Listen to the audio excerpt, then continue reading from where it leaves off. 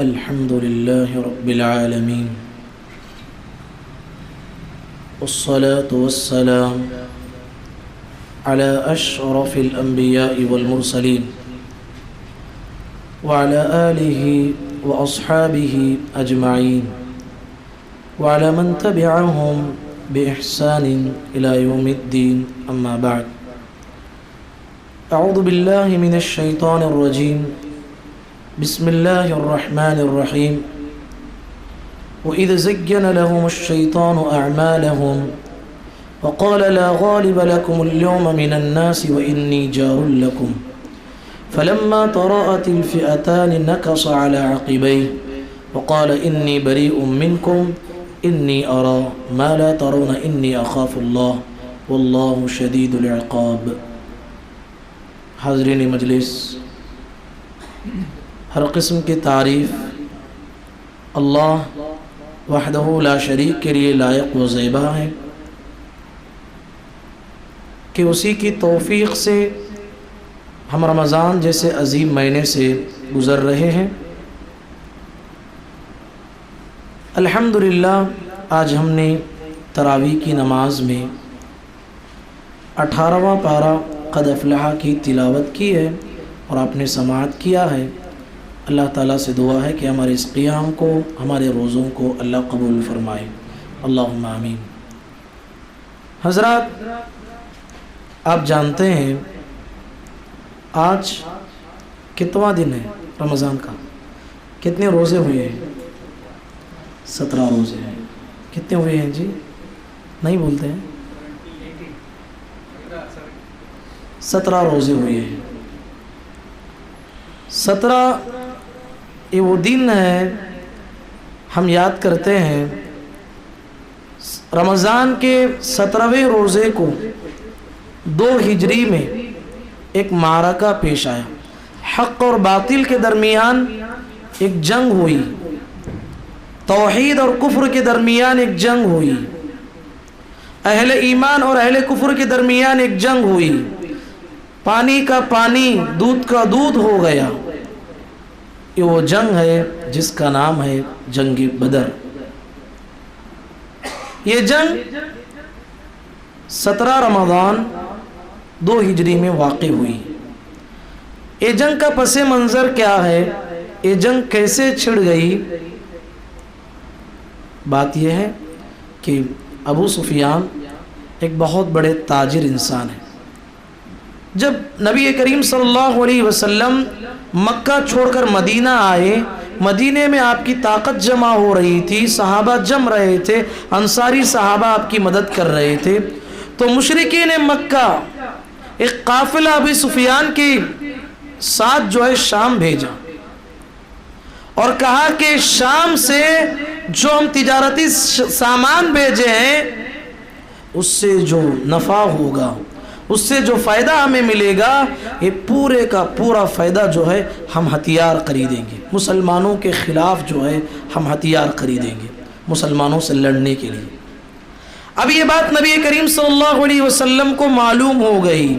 وہ قافلہ جو ہے تجارتی سامان سے لدا ہوا نفع کے ساتھ لوٹ رہا ہے اور وہ مدینے کے قریب سے ہوتے ہوئے لوٹتا ہے. تو صحابہ اکرام کو نبی کریم صلی اللہ علیہ وسلم نے حکم دیا کہ اس قافلے کو کسی بھی طریقے سے روکا جائے. یہ روکنا کوئی حملہ نہیں تھا میرے بھائی. دنیا میں امن و امان قائم کرنے کے لیے نبی کریم صلی اللہ علیہ وسلم نے ویسا حکم دیا تھا. کسی بھی طریقے سے مشرکین کو بھی معلوم ہو گیا کہ ہمارا تجارتی سامان آ رہا ہے اور مسلمان اس پہ حملہ کرنے والے ہیں. ادھر سے جو ہے مکے سے بڑے بڑے سردار اور مکے کے بڑے بڑے لوگ، اس کا سردار ابو جہل وہ بھی تیار ہو گیا کہ مسلمانوں پہ حملہ کرنے کے لیے. پہلے سے وہ تیاری میں تھے، تلوار لے لیے، سواری کا سامان ہو گیا، کھانے پینے کا سامان ہو گیا، سب لے کے نکل گئے. تو مشرکین کو پھر پتہ چلا کہ ہمارا تجارتی قافلہ امن کے ساتھ جو ہے لوٹ رہا ہے، مسلمانوں نے تجارتی سامان کو کچھ حملہ نہیں کیا ہے. اس کے بعد بڑے بڑے سرداروں نے سوچا کہ اب جنگ کرنے کی کیا ضرورت ہے، ہماری تو ضرورت پوری ہو گئی کہ ہمارا قافلہ بچ گیا۔ ابو جہل اس طریقے سے بڑے لوگ جمع ہو گئے، ان میں باقاعدہ شیطان سراقہ بن مالک بعد میں ایمان لائے رضی اللہ عنہ، ان کی شکل میں بوڑھا بن کے جو ہے جا کے ان کی مجلس میں جم گیا۔ آپ پڑھیے، اب جو آیتیں میں نے آپ کے سامنے پڑھی ہیں اللہ تعالیٰ نے اس میں باقاعدہ طور پر بتایا ہے سورۃ الانفال میں کہ شیطان ان کی مجلس میں گیا، جم گیا۔ وَإِذْ زَيَّنَ لَهُمُ الشَّيْطَانُ، شیطان نے ان کے اعمال کو مزین کر دیا۔ وَقَالَ لَا غَالِبَ لَكُمُ الْيَوْمَ مِنَ النَّاسِ وَإِنِّي جَارٌ لَكُمْ، اے کافروں پیچھے مت ہٹو، مسلمان مٹھی بھر کے ہے، ختم کر دو۔ وَإِنِّي جَارٌ لَكُمْ، میں تمہارا مکمل ساتھ دینے والا ہوں۔ کیا کہا؟ وَإِنِّي جَارٌ لَكُمْ۔ ہاں اب یہ مشورہ طے ہوا، سب کچھ ہوا، مشرکین بڑے تیاری کے ساتھ لشکر جرار کے ساتھ آ رہے ہیں، تلواروں کے ساتھ آ رہے ہیں، اور ان میں بھی جو ہے بڑے بڑے سردار ہیں، جنگجو لوگ ہیں، آ رہے ہیں۔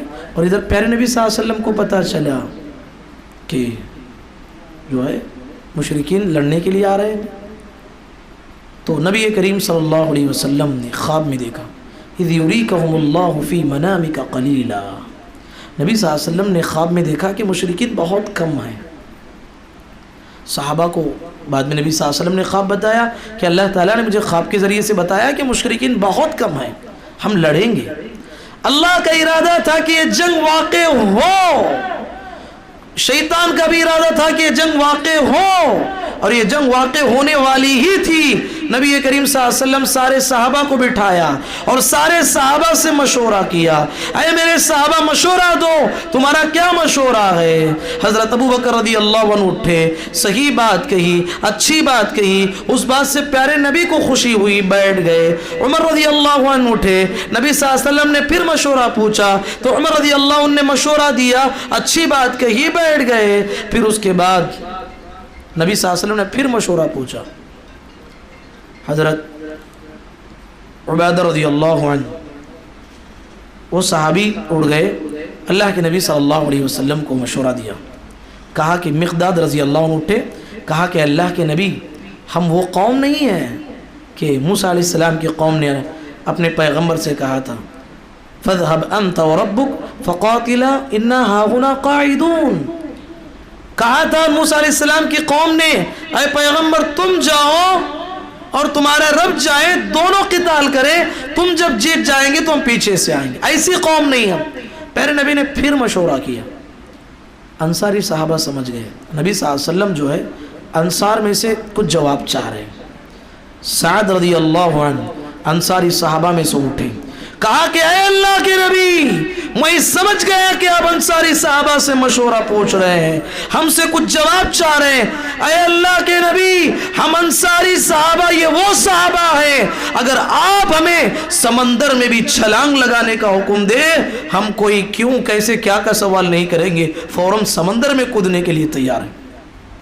سبحان اللہ، نبی کریم صلی اللہ علیہ وسلم خوش ہو گئے، سارے صحابہ کو لے کر بدر کے میدان پہنچے، اور وہاں پر اللہ کے نبی صلی اللہ علیہ وسلم باقاعدہ نماز پڑھنے لگے، زاروں قطار رونے لگے، زاروں قطار رونے لگے، سجدے میں جا کے رونے لگے، اللہ سے دعائیں کرنے لگے، اور اللہ سے کہنے لگے اللہم ان تہلک هذه العصابة اليوم لم تعبد ابدا، اے اللہ آج مٹھی بھر کی جماعت لے کے 313 صحابہ کو لے کے اے اللہ میدان بدر میں آیا ہوں، اے اللہ آج یہ جماعت ہار گئی، آج یہ لوگ قتل ہو جائیں گے، اے اللہ قیامت کی صبح تک تیرا نام لینے والا کوئی نہیں رہے گا، اے اللہ میری دعا ہے، میری گزارش ہے، اے اللہ یہ مٹھی بھر جماعت کو اے اللہ تو جو ہے فتح نصیب فرما۔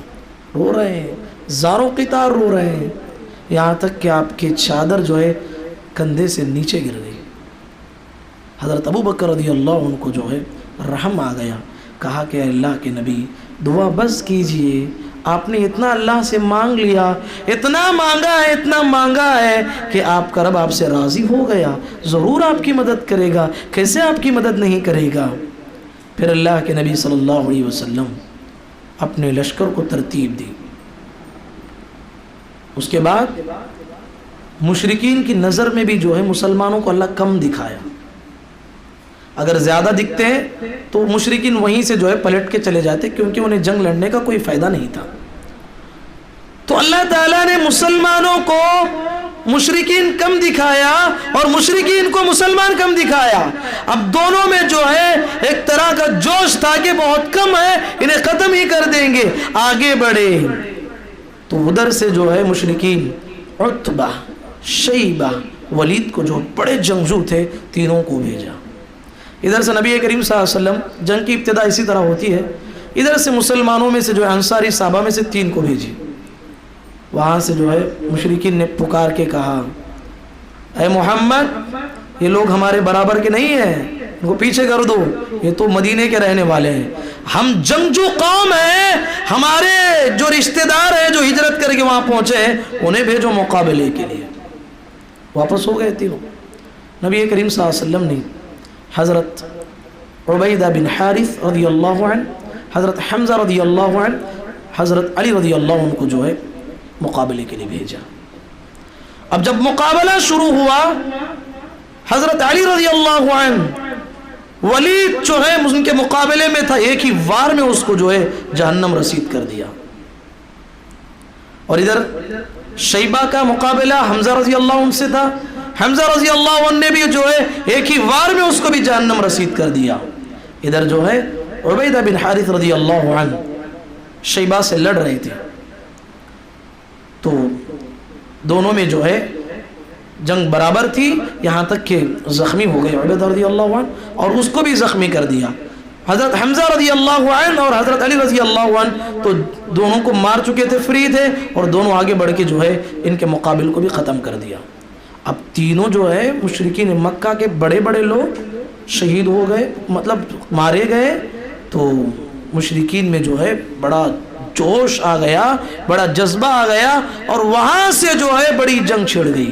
وہ بڑے غصے میں جو ہے جنگ کے میدان میں آ گئے۔ وہیں سے ایک آدمی پلٹ کے بھاگ رہا تھا، تو لوگوں نے کہا، چچا کہاں جا رہے ہیں؟ تمہیں تو مشورہ دیا لڑنے کا۔ وہ شیطان تھا، اس نے کہا، انی ارا ما لا ترون انی اخاف اللہ، میں وہ دیکھ رہا ہوں جو تم نہیں دیکھ رہے ہو، انی اخاف اللہ، میں اللہ سے ڈرتا ہوں۔ پیٹ پھیر کے بھاگ گیا۔ یہ شیطان ہے، کتنا بڑا دغاباز ہے، انسان کو عین وقت میں دھوکہ دینے والا ہے۔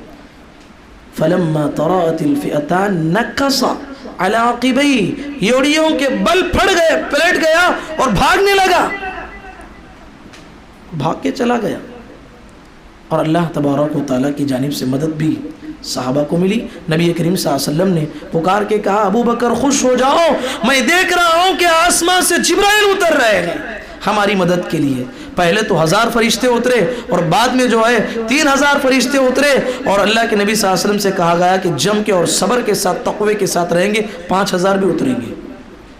تو اس طریقے سے جو ہے یہ جنگ چھڑ گئی، جنگ ہو رہی ہے۔ جنگ میں اللہ کے نبی صلی اللہ علیہ وسلم صحابہ اکرام کو بشارتیں دے رہے ہیں۔ صحابہ کہتے ہیں کہ ہم مارنے کے لیے کسی دشمن کو جاتے ہیں، مارنے سے پہلے اس کی گردن اٹھ جاتی ہے، اور مشرکین خود کہتے ہیں مجھے قید کرنے والا کہاں نظر نہیں آتا ہے۔ یعنی فرشتے آئے تھے انسانی شکل میں، صحابہ سے پہلے انہیں ختم کر دیے اور کئی لوگوں کو قیدی بنا لیے۔ اسی جنگ میں جو ہے حضرت ابو بکر رضی اللہ عنہ اور ان کے بیٹے عبد الرحمن رضی اللہ عنہ بعد میں اسلام قبول کیے، وہ بھی شامل تھے۔ جنگ کے ختم ہونے کے بعد باپ سے کہتے ہیں کہ ابا جان 3 مرتبے آپ کی گردن میری تلوار کے صدمے آئی، باپ تمہاری محبت غالب آ گئی، اس لیے میں تمہیں چھوڑ دیا ہے ابا جان۔ حضرت ابو بکر رضی اللہ عنہ نے کہا کہ میرے بیٹے، اللہ کو گواہ رکھ کے کہتا ہوں، اس جنگ میں 3 بار نہیں، 1 بار بھی تیری گردن آتی، محمد الرسول اللہ صلی اللہ علیہ وسلم کے دشمن تھے تم اس میدان میں، میں تمہارا کام تمام کر دیتا۔ اللہ اکبر۔ یہ ادھر حضرت عمر بن خطاب رضی اللہ عنہ نبی کریم صلی اللہ علیہ وسلم ادھر ہیں اور ان کے مقابلے میں کئی رشتہ دار آئے ہیں.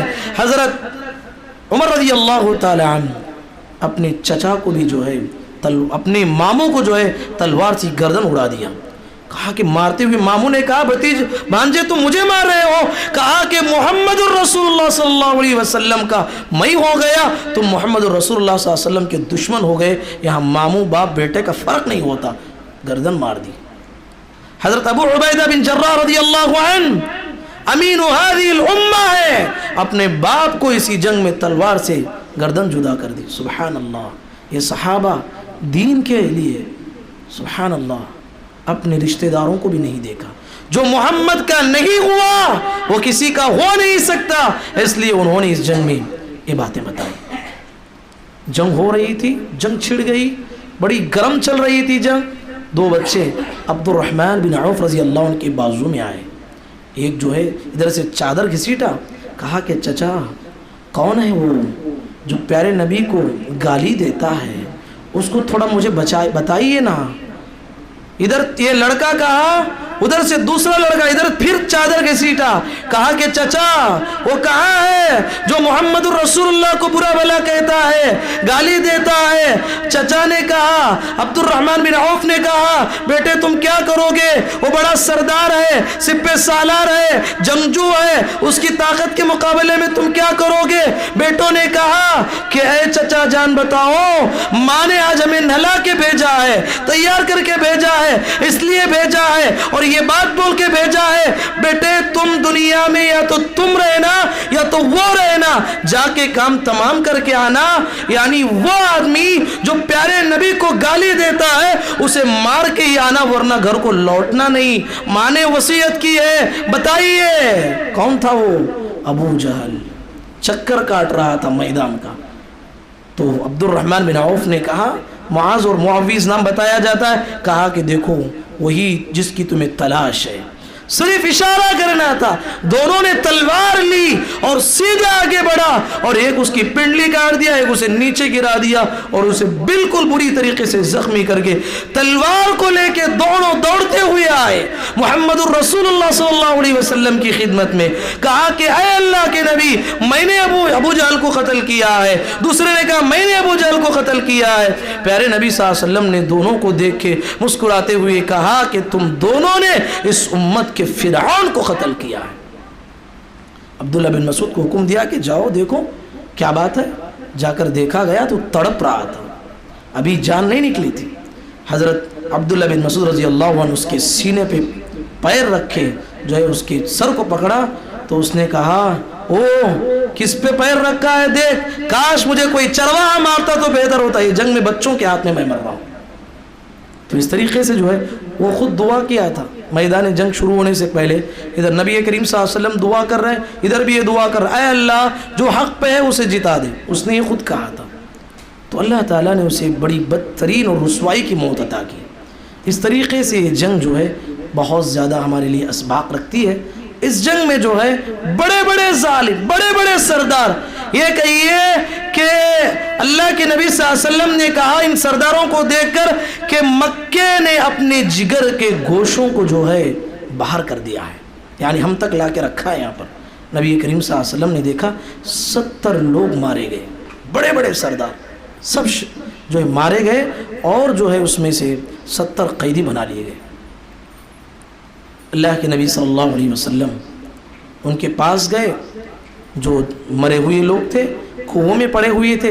نبی کریم صلی اللہ علیہ وسلم نے انہیں للکارتے ہوئے کہا کہ لوگوں میں نے تمہیں اللہ کا پیغام سنایا, تم لوگوں نے مانا نہیں ماننے کا کفر کا انجام یہی ہوتا ہے. عمر رضی اللہ عنہ نے کہا اللہ کے نبی آپ مردوں سے بات کر رہے ہیں. کہا کہ عمر تم جیسے سن رہے ہو تم سے بھی اچھا وہ سن رہے ہیں. وقتی طور پر اللہ تعالیٰ نے سنا رہا تھا. تو بتانا مقصد یہ ہے کہ یہ جنگ معرکۃ الاعرا, ایک حق اور باطل میں فرق کرنے والی جنگ, اہل کفر اور اہل توحید کے درمیان ہونے والی جنگ, اللہ نے اس کا خاتمہ کر دیا بڑے بڑے سرداروں کا. اب جنگ ختم ہو گئی, 70 قیدی ہاتھ میں ہیں. اب اللہ کے نبی صلی اللہ علیہ وسلم مشورہ کیا صحابہ سے, ابو بکر رضی اللہ عنہ دیگر صحابہ نے کہا اللہ کے نبی ابھی اسلامی حکومت شروع ہو رہی ہے مدینے میں، مال کی کمی ہے، سب سے فدیہ لے کے چھوڑ دیں گے۔ عمر رضی اللہ عنہ سے مشورہ لیا گیا۔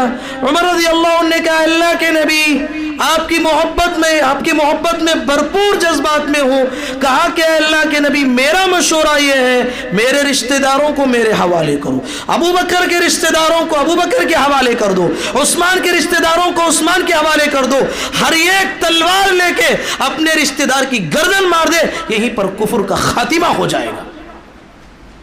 نبی کریم صلی اللہ علیہ وسلم یہ بڑا سخت فیصلہ تھا، بڑے رحم دل تھے نبی کریم صلی اللہ علیہ وسلم۔ ابو بکر رضی اللہ عنہ دوسروں کے مشورے کو قبول کیا۔ تھوڑی ہی دیر گزری، باقاعدہ پیارے نبی صلی اللہ علیہ وسلم زار و قطار رو رہے ہیں، ابو بکر رضی اللہ عنہ زار و قطار رو رہے ہیں۔ عمر رضی اللہ عنہ آئے، کہا کہ اللہ کے نبی کیا ماجرا ہے، کیا آپ رو رہے ہیں، مجھے بھی بتائیے میں بھی روؤں گا۔ کہا کہ عمر تم نے جو مشورہ دیا تھا کہ اہل کفر کی گردن مار دی جائے، اللہ تمہاری تائید میں آیتیں نازل فرمایا، ما کان لنبی ان یکون له اسرى حتى يثقل في الارض تريدون عرض الدنيا والله يريد الاخرہ۔